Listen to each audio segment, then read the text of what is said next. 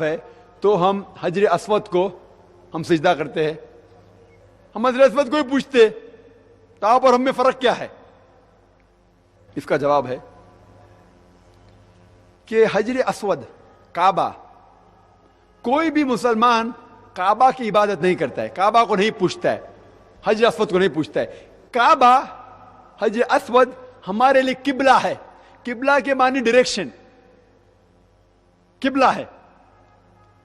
اور ہم مسلمان ہمیشہ کانگریگیشن, ایکتا میں مانتے ہیں.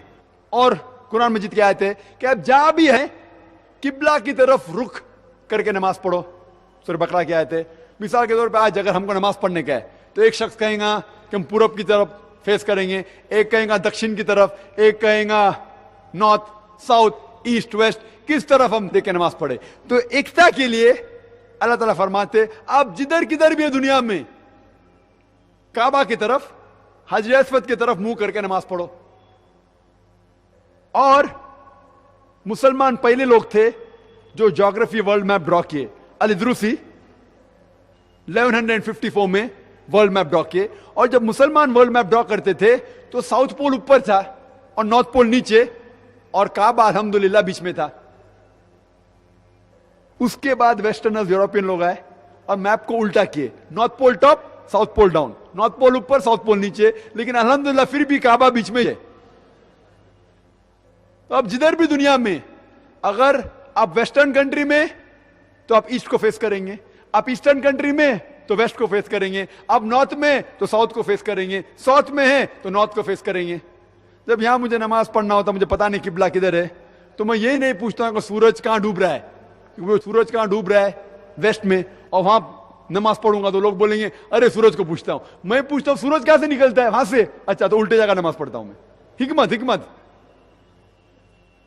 تو کعبہ صرف قبلہ ہے. اور ہم جب جا کے طواف کرتے, لوگ کہتے ہیں کہ آپ طواف کیوں کرتے, کیا آپ پوچھتے ہیں؟ ہم طواف کرتے ہیں کیونکہ اللہ سبحانہ و تعالیٰ اور اللہ کے رسول نے کہا. لیکن حکمت سے جو میں جواب سوچ سکتا ہوں, کیونکہ ہر سرکل کا ایک ہی سینٹر ہے, تو ہم جب طواف کرتے ہیں ہم یہ کہتے ہیں کہ اللہ ایک ہی ہے. ہم جب طواف کرتے ہیں, سرکم ایمبولیشن راؤنڈ دا کعبہ طواف کرتے ہیں, ہر سرکل کا ایک ہی سینٹر ہے, تو طواف کرتے ہوئے ہم یہ قبول کرتے ہیں کہ اللہ ایک ہی ہے. اور جو جواب جہاں پتھر کو چومنے کی بات ہے, حضرت عمر میں اللہ بھی پلیز وتھ ہم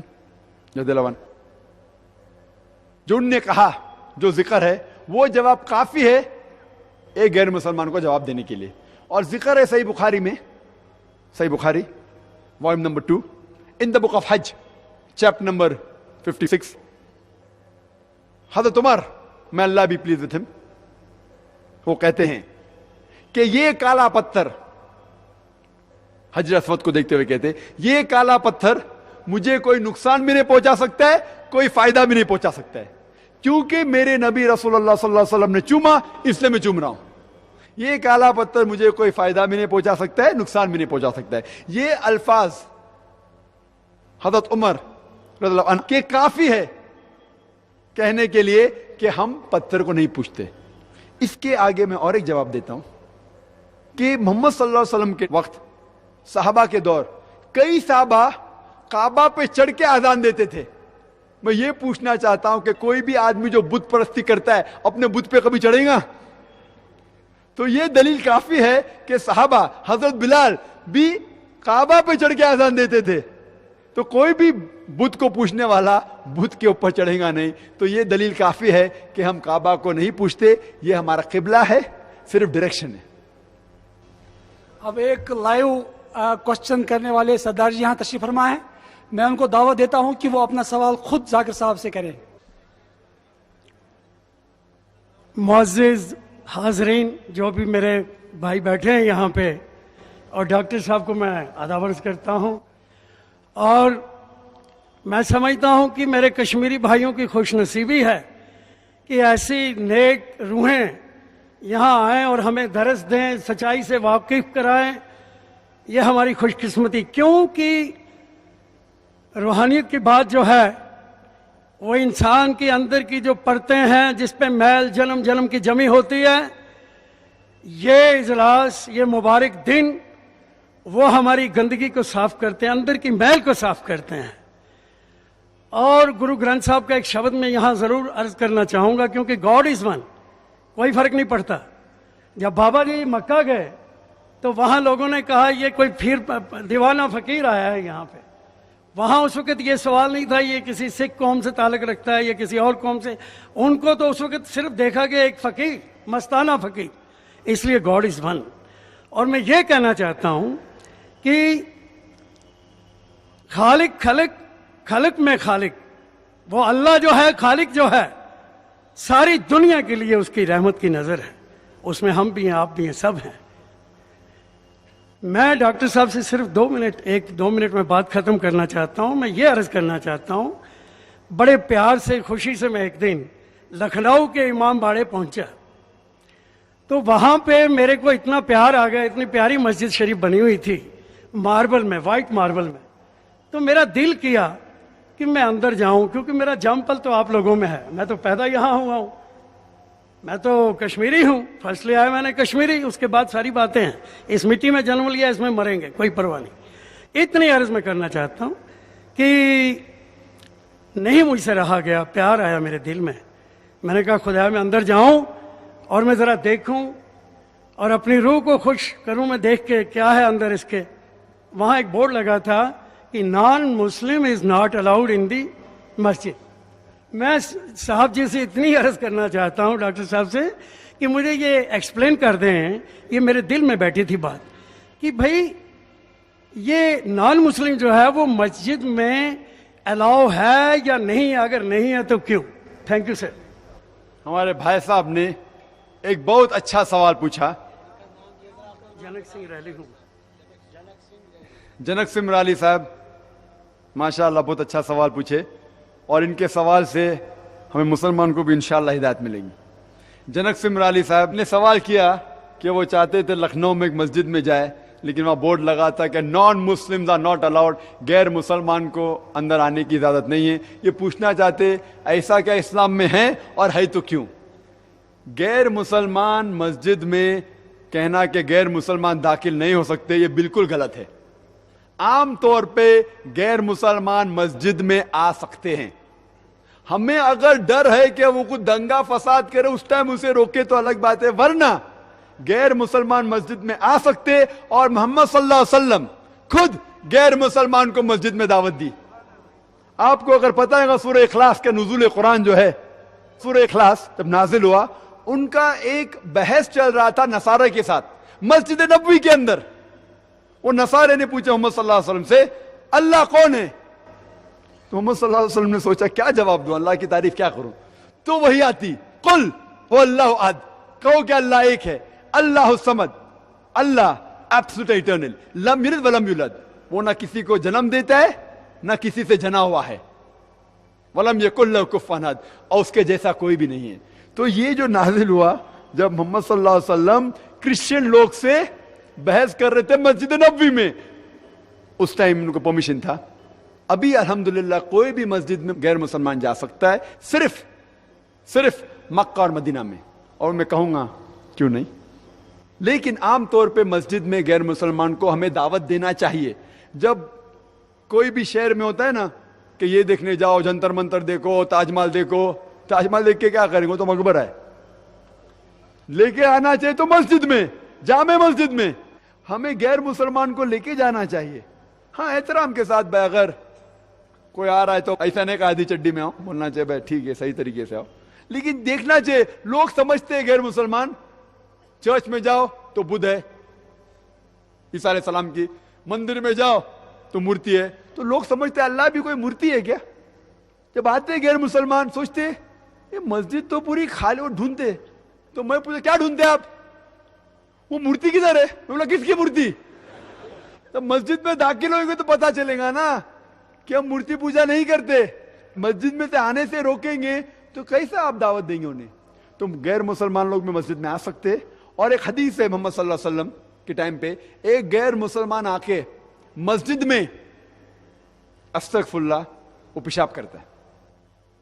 صحابہ اسٹیج میں آ کے بہت گرم ہوتے اور اسے مارنے جاتے تو اپنے نبی انہیں روک لیتے چپ چاپ, بولتے رہنے دو.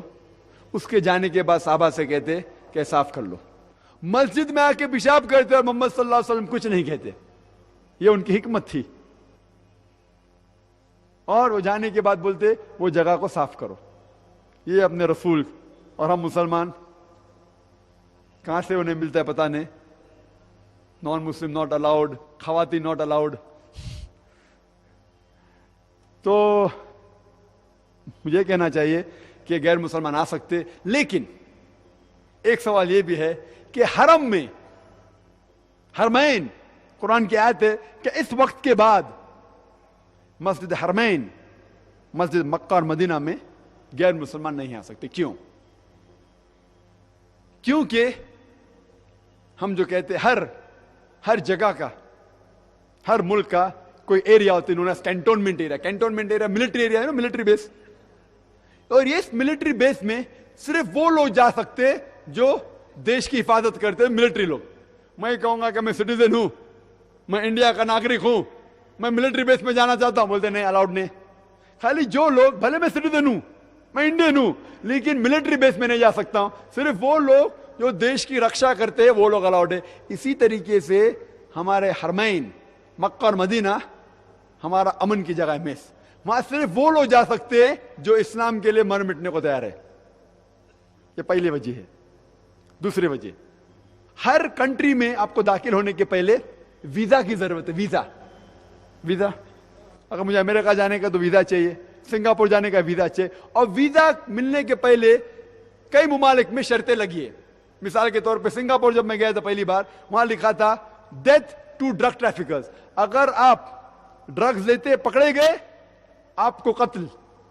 میں کہوں گا نہیں, قتل اچھی سزا نہیں. آپ کو اگر سنگاپور میں آنے کا ہے, رول فالو کرنے کا ہے, ورنہ سنگاپور میں مت آؤ. اگر مجھے کوئی بھی ملک میں جانے کا ہے, مجھے ویزا چاہیے, اور ویزا کے کچھ شرائط ہوتے ہیں. اگر آپ شرط پورا کریں گے تو آپ کو داخل ہونے کی اجازت ہے, نہیں پورا کریں گے تو نہیں اجازت. مکہ اور مدینہ جانے کی شرط ویزا ہے.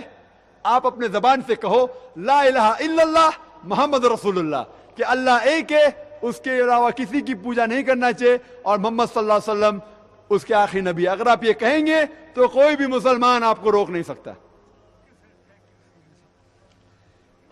آج کل کشمیر میں مرزائی قادیانی لوگ بہت پھیل رہے ہیں. ان کے بارے میں تمام مسلمانوں کو آگاہ کیجیے کہ یہ سچے مسلمان ہیں یا جھوٹے. ان سے مسلمان کیسے بچ سکتے ہیں؟ عبدالعزیز صفدر صاحب. سوال ہے کہ کئی قادیانی لوگ ہیں, کشمیر میں بھی ہے, کہہ رہے کیا وہ سچے مسلمان ہیں؟ مسلمان کو ان کے بارے میں کہیے. اور یہ ہم جانتے ہیں کہ کوئی بھی جو انکار کرتا ہے کہ محمد صلی اللہ علیہ وسلم آخری نبی نہیں ہے, کوئی بھی انکار کرتا ہے کہ آخری نبی نہیں ہے, تو کفر میں آ جاتے ہیں. تو کئی علماء کا فتویٰ ہے کہ یہ لوگ اسلام کے دائرے کے باہر ہیں. باقی کوئی بھی آپ چیز کرو, اللہ میں مانتے, اللہ کے رسول میں مانتے ہیں, وہ آخری نبی ہے, تو پھر اسلام کے دائرے میں ہے. بھلے صحیح راستے پہ نہیں ہوئیں گے تو بھی اسلام کے دائرے میں ہیں. کیونکہ قرآن مجید میں صاف الفاظ میں کہا گیا ہے, سورہ احزاب میں سورہ نمبر 33 آیت نمبر 40 میں, کہ محمد صلی اللہ علیہ وسلم آپ کے والد نہیں ہیں, اور وہ اللہ کے رسول ہیں, اور وہ خاتم النبی ہیں. ما کان محمد ابا احد من رجالکم ولکن رسول اللہ وخاتم النبیین وکان اللہ بکل شیء علیما. محمد صلی اللہ علیہ وسلم آپ لوگ کے کوئی بھی والد نہیں ہیں, وہ اللہ کے رسول ہے اور خاتم النبی ہیں, اور اللہ سب جاننے والا ہے. یہاں قادیانی لوگ کہتے کہ نبی اور رسول کا ترجمہ الٹا کرتے ہیں.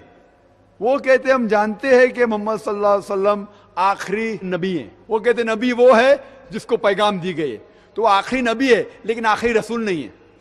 وہ معنی کو الٹا کرتے. کوئی بھی جو عربی یا اردو بھی جانتا ہے, رسول کے معنی جس کو رسالت دی گئی ہے, تو نبی کے وہ معنی ہیں جو عام پیغمبر ہے, اور بہت سے پیغمبر آئے. نبی مطلب عام پیغمبر, رسول وہ جو نبی ہونے کے باوجود ان کے اوپر ایک وحی نازل ہوئی, ان نے کوئی اللہ سبحانہ و تعالیٰ کی طرف ایک رسالت بھی لے کے آئے. تو ہر رسول نبی ہونا ضروری ہے, لیکن ہر نبی رسول ہونا ضروری نہیں. جب اللہ تعالیٰ فرماتے ہیں محمد صلی اللہ علیہ وسلم رسول ہے اور پھر کہتے ہو خاتم النبیین ہے، مطلب اس کے بعد کوئی بھی نبی نہیں آئے گا، اس کا مطلب اس کے بعد نبی بھی نہیں آئے گا اور رسول بھی نہیں آئے گا.